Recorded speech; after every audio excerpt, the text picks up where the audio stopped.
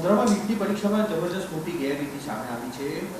ખુદ સરકારી અધિકારીઓ આમાં તપાસમાં ઉતર્યા છે અને કન્સલ્ટન્ટ એજન્સી છે તેની સામે સીધા આક્ષેપ થઈ રહ્યા છે. કઈ રીતના જોઈ રહ્યા છે? નીટની પરીક્ષામાં સમગ્ર દેશની અંદર 23 લાખ જેટલા વિદ્યાર્થીઓએ પરીક્ષા આપવા માટે અને ભવિષ્યના ડૉક્ટર બનવા માટે તક લીધી. આ 23 લાખમાંથી ગુજરાતમાં પણ 80,000થી વધુ વિદ્યાર્થીનીઓએ નીટની પરીક્ષા માટે પોતાનું નસીબ અજમાયું, મહેનત કરીને રાત દિવસ મહેનત કરે.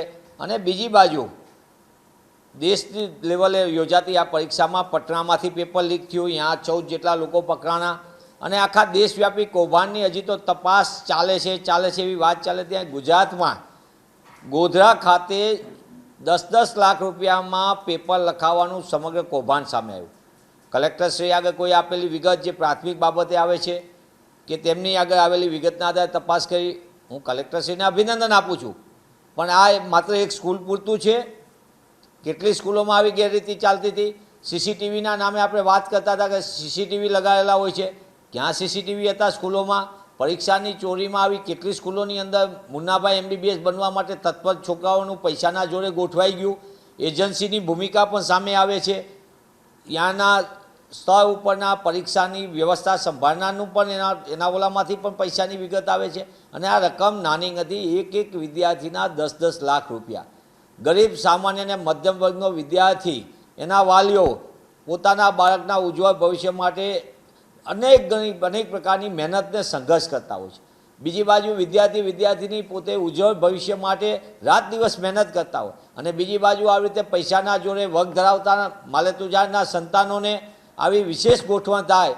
મને એમ લાગે છે કે આજે શિક્ષણ રાજ્યમંત્રીશ્રી પોતે એમ બોલતા હતા માધ્યમોમાં કે અમે બહુ સતર્કતા રાખી, અમે સમયબંધીને છોડશું નહીં અને કડકમાં કડક પગલાં ભર્યા છે. ભાઈ ક્યાંય એકાદ વખત તો કોઈકને ગંભીરતાથી પકડો. આખું કૌભાંડ આવ્યું કેટલા દિવસ માટે? આની તર્સ પછી તપાસ કેટલી થશે? આ માત્ર ગોધરાની એક સ્કૂલ પૂરતું હતું કે મધ્ય ગુજરાત પૂરતું હતું કે સમગ્ર રાજ્યમાં આવી રીતે ગોઠવાયેલું છે? અલગ અલગ એજન્સીઓના માધ્યમથી, અલગ અલગ સ્કૂલના સંચાલકોના માધ્યમથી આ સમગ્ર બાબતની અંદર સંડોવાયેલા લોકો વગ ધરાવતા લોકો છે, એવો મારો સીધો આક્ષેપ છે. તો જ આ આખી ગોઠવણ થાય. અને આ પહેલી વખત નહીં થયું હોય, આવું અનેક વખત ગોઠવણ થતી હશે. લાખો રૂપિયાના વ્યવહારથી મહેનત કરતા વિદ્યાર્થીઓના ભવિષ્ય સાથે રમત રમાતી હોય અને સરકાર લીપાથોપી કરી કેટલા અંશે વ્યાજબી. આ એ ભાજપ સરકાર છે જેના શાસનની અંદર ગુણ સુધારણા કૌભાંડ થયું. આ એ ભાજપ સરકાર છે જેના શાસનની અંદર ડમી રાઇટર સ્કેમ થયું હતું.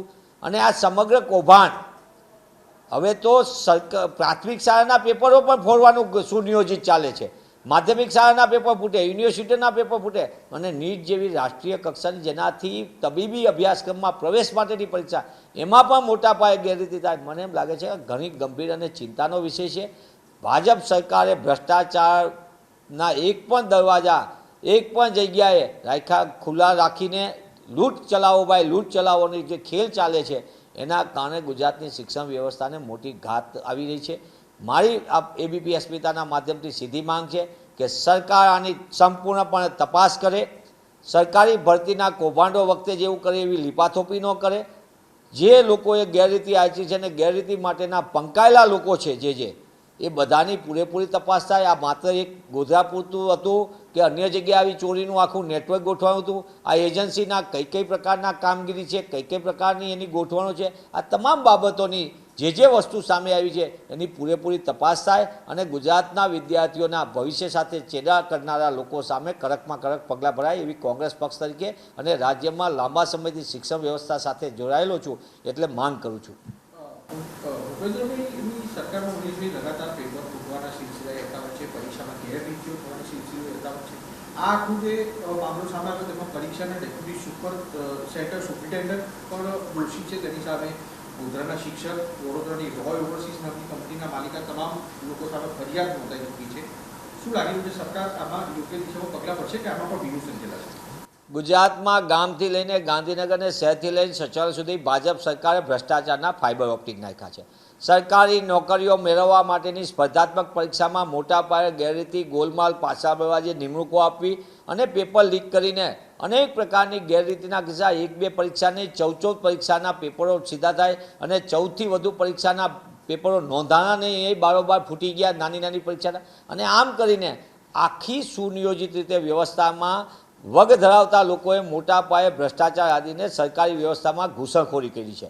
તેવા સંજોગોમાં સરકારે દર વખતે પેપર ફૂટે ત્યારે એક જ ગાણું ગાય અમે ચમરબંધીને છોડીશું નહીં, કડકમાં કડક પગલાં ભરાશે. પણ આપણે જોયું છે કે એક પણ સરકારી ભરતીની પરીક્ષાઓના પેપર ફૂટ્યા તેમાં કોઈની સામે કડક પગલાં ભર્યા નથી. નાની નાની મછલીઓને પકડે ને મગરમચ્છો છૂટા પડે. આ હું નથી કહેતો, આ વાત રાજ્યના કાનૂની વિભાગ જે છે, કમિશન, આપણું લીગલ કમિશન, લો કમિશન, એના ચેરમેને પોતાના રિપોર્ટમાં કીધું છે કે ગુજરાતમાં મોટા પાયે સરકારી ભરતીઓમાં ગેરરીતિ, ગોલમાલ, મેરિટ સાથે છેડા અને પેપર લીકની ઘટનામાં મોટા માથા સંડોવાયેલા. એના કારણે વગ ધરાવતા લોકો છૂટી જાય છે અને નાના નાના લોકોને આગળ ધરીને વાત પૂરી કરવામાં આવે છે. અને એવી જ ઘટનાઓ ભૂતકાળની અંદર અનેક વખત આ સરકારમાં બની છે.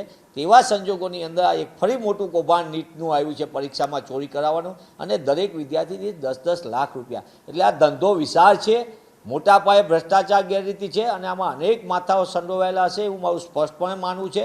સરકાર આની તલસ્પર્શી તપાસ કરે, એની ઈચ્છાશક્તિ બતાવે અને એકાદ વખત દાખલો બેસે તેવી રીતે જો કામગીરી થશે તો જ આ ગેરરીતિ અને ભ્રષ્ટાચાર અટકશે અને ગુજરાતના ગરીબ, સામાન્ય અને મધ્યમ વર્ગના મહેનત કરતા વિદ્યાર્થીઓને ન્યાય મળશે.